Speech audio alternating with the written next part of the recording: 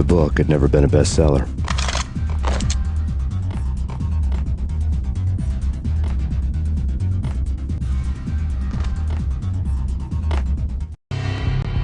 Given the setting, I was surprised to find that somebody had been passing time reading. The paperback was entitled The Age of Murder and Storm. The blurb on the back mentioned Norse mythos and Ragnarok, the end of a Viking world with a terrible winter that covered the earth in ice, when vile crimes were rampant and all humanity lost.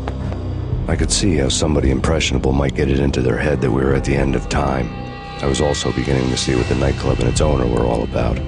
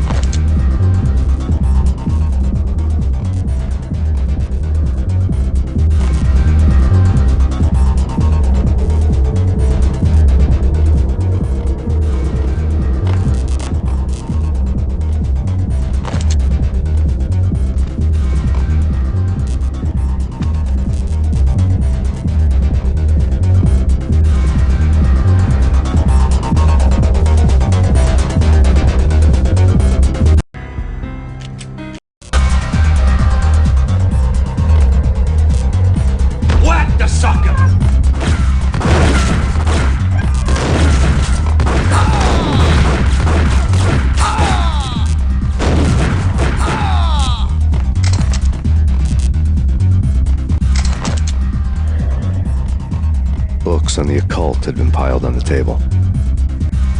The room was stacked with light reading, such as Necronomicon, Witchcraft, and Paradise Lost. Old exotic titles like Malleus Maleficarum and De Umbrarum Reini Novum Portis. Books with pentagrams on their covers, all dealing with the occult and the infernal, lying between stacks of horror videos and a couple of Ouija boards. The only thing I could take seriously was the thought of Lupino taking it seriously. He had been spending a lot of time getting intimate with the guy downstairs.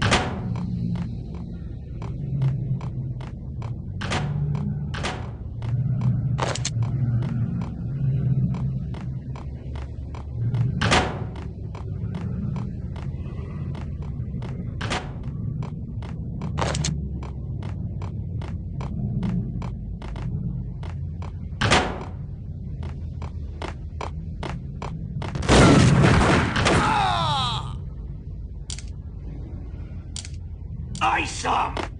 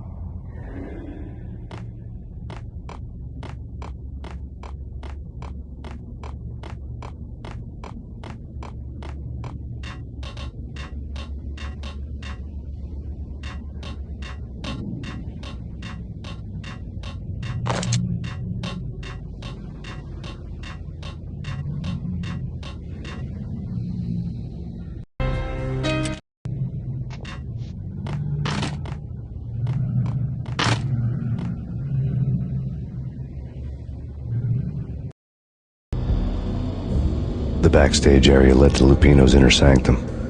The hot air inside was like an invisible wall, thick with incense and something else, a sickly sweet smell that made you gag. This was the rotten core of the Big Apple. Lupino lurked somewhere ahead, like a spider at the center of his web, waiting. The vapors in the air started to make my head swim.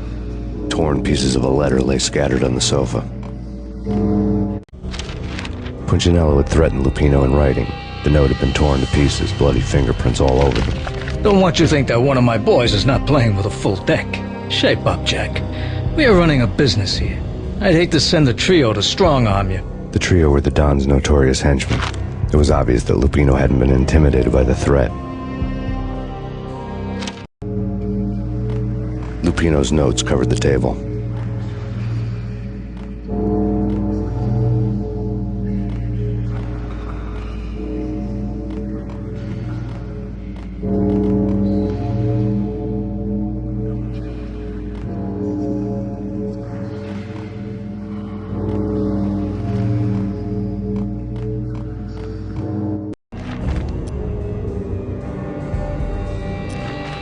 Jack Lupino was crazy, all right.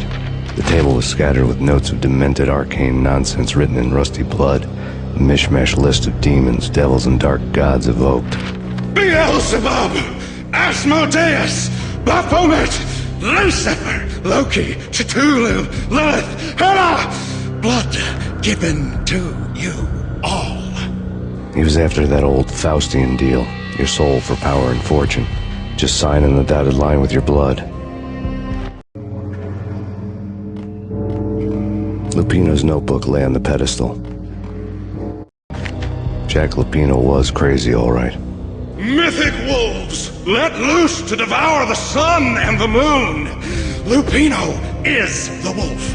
I'm Mr. Beast, the big bad Fenris wolf.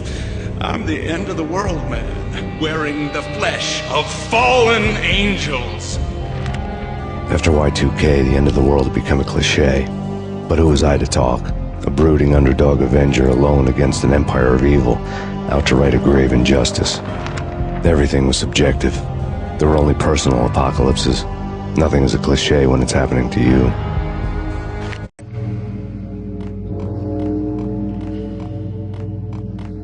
The flesh of fallen angels! Come to me all! Astaroth, Beelzebub, Asmodeus, Baphomet, Lucifer, Loki, Satan, Cthulhu, Lilith, Hela! Blood to you all! Living under the skin of reality. I've seen it. The corruption of flesh. Ow! I'm the wolf, yeah! I am the wolf! It's close. It's coming. I've come. A witness to the end of time. It's now! I will rise to her side! I don't need the words! I'm beyond the words!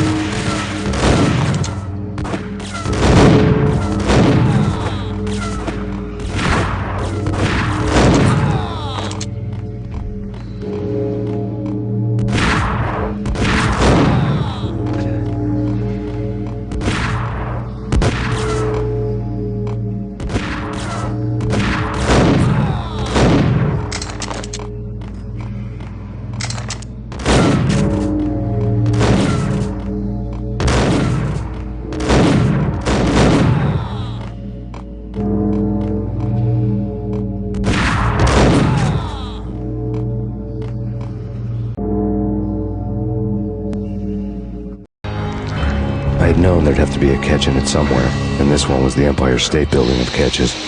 Lupino was pumped up and dying to go 15 rounds with a mutant alligator. And then he started this spooky monkey talk, straight from a bad dream. Mine.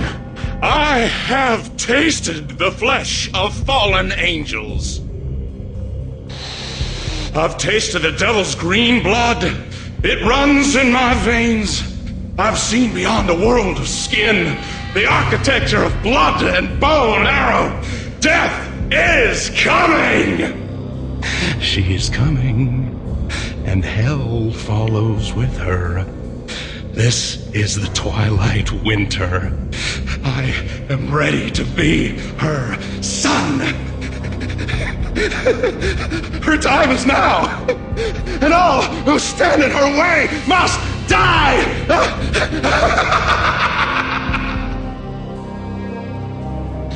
Die! You'll die! You'll die! Now! All die! Oh!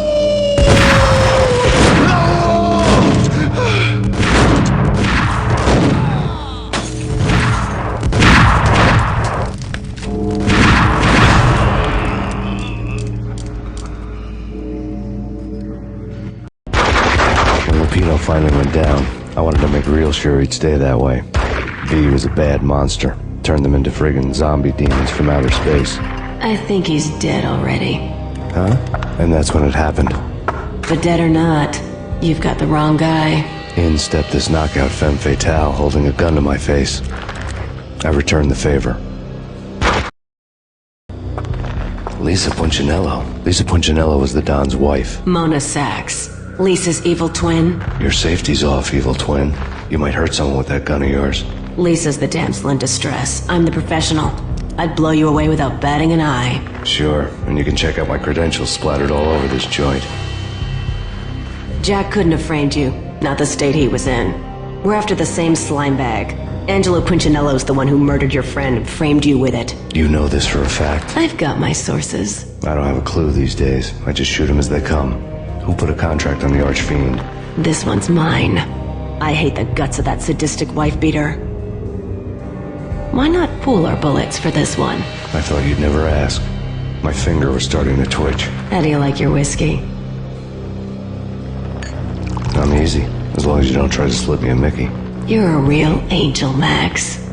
It was good stuff. Tasted sweet as honey going down. Nothing personal. Can't risk you going berserk and getting Lisa killed.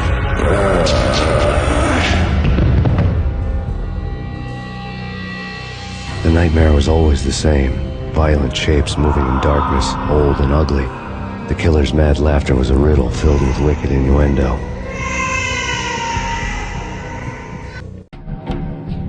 Somewhere, the baby was crying.